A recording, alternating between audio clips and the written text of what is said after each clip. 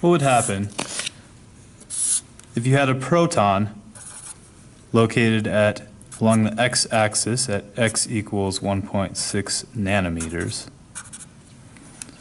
an electron located along the y-axis at y equals 0.85 nanometers, and a helium nucleus located at the origin. First of all, what is a helium nucleus? Well, when we talk about a nucleus, you can think of a helium atom, which has 2 protons and 2 electrons, but we've stripped away those electrons and we're just looking at the nucleus. So the total charge of this nucleus is going to be equal to the charge of the 2 protons. Any neutrons in the nucleus aren't going to affect the charge because neutrons don't have charge. They're neutral. So we have plus 2e for the helium nucleus. We'll have 1 positive elementary charge for the proton and -1 elementary charge for the electron. So again, what's going to happen with this configuration of charge?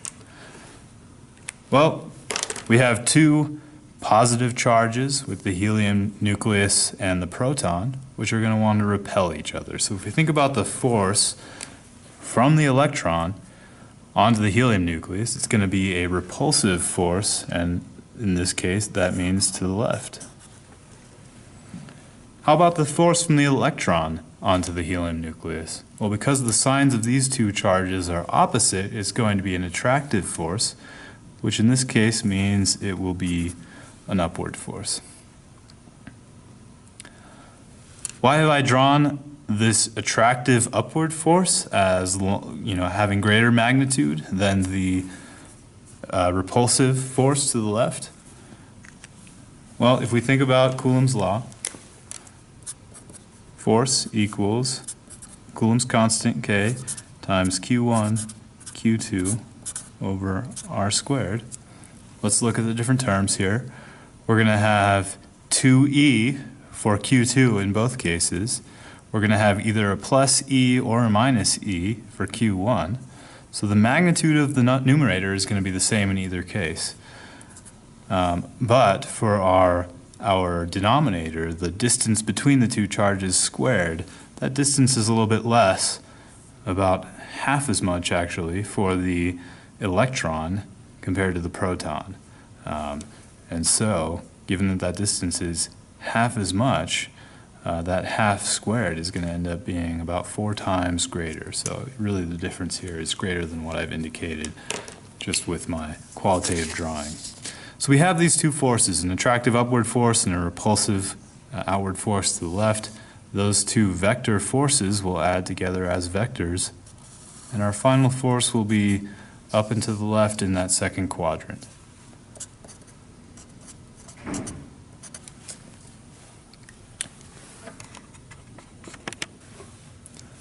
All right, so we figured out qualitatively what's going to happen in this scenario, at least with regard to the helium atom or nucleus. It's going to feel a force up and to the left due to the individual component forces from the proton and the electron.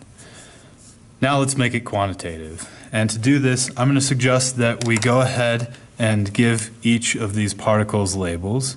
We can label them as A, B, and C, perhaps.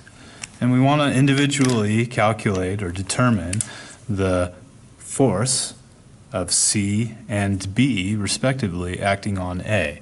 And once we've done that, and we've determined those forces in component form, we can simply add them together and have our answer.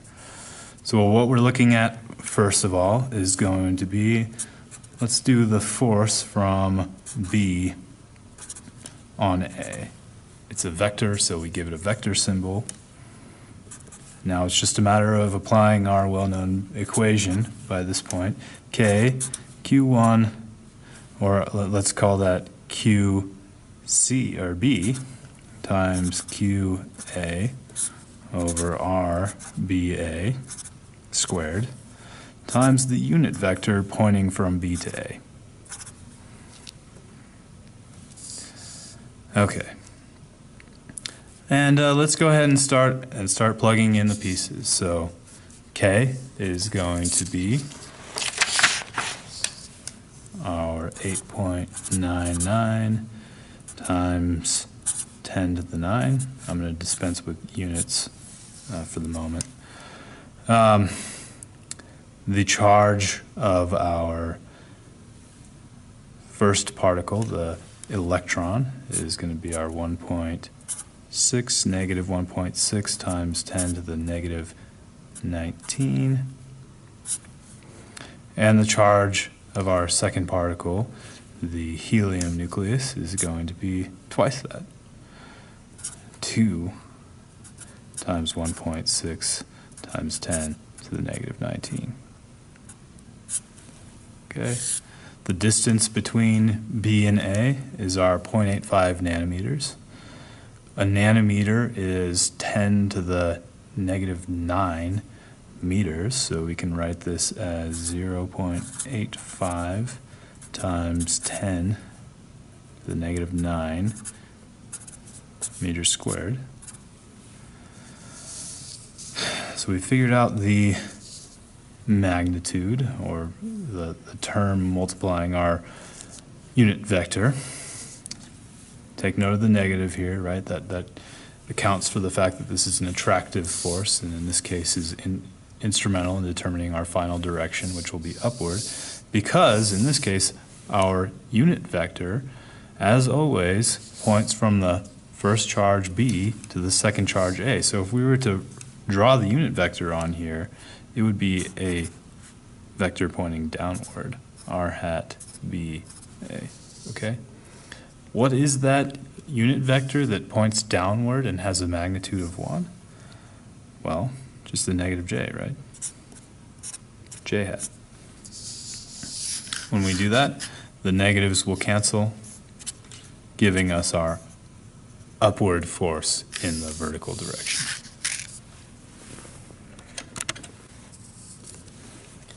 And if you calculate this out, you'll notice that this does give us 6.4 times 10 to the negative 10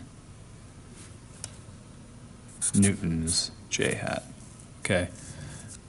And you might want to take a look at the provided answer to this problem, and you'll see that that is the y component of our final force, right? Because the next force we're going to look at, the force from C on A, due to the geometry here, is going to be a component of the force in the x direction. It's not going to give us a j hat component, so we shouldn't expect, so we'd expect that what we get when we look at this first component will be the y component of the final answer.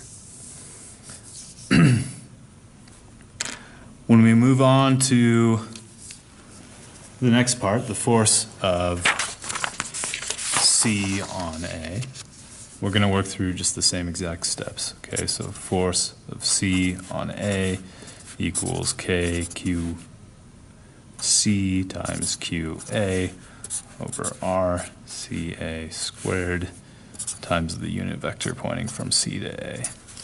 Okay. We can start filling things in. 8.99 times 10 to the 9. The charge in this case will be a positive 1.6 times 10 to the negative 19. Okay, and then the charge of our nucleus, the 2 times 1.6 times 10 to the negative 19, all divided by the distance between the two squared, 1.6 nanometers, so 1.6 times 10 to the negative 9 meters squared. Now for our unit vector, the unit vector pointing from C to A, given our picture, that's got to be a unit vector pointing horizontally with a magnitude of to the left. Okay, what's that going to be? You should see that that's just a negative I hat. Okay, and when we plug all that in, there's no negatives to cancel out with the negative on our I hat, so our final answer is a negative 1.8 times 10 to the negative 10 newtons I hat. We want not just the two forces individually, but the net force, okay? Our net force comes from the two components, so FBA plus FCA, or just negative 1.8 times 10 to the negative 10. It's convention to put the x component first, I hat, plus a 6.4 times 10 to the negative 10 j hat newtons.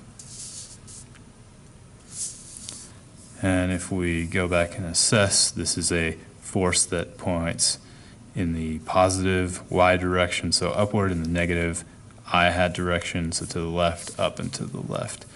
And we should also see that the magnitude of the upward component is roughly 4 times the magnitude of the x component, in keeping with our prediction from earlier. Sorry, that wasn't really displayed that well.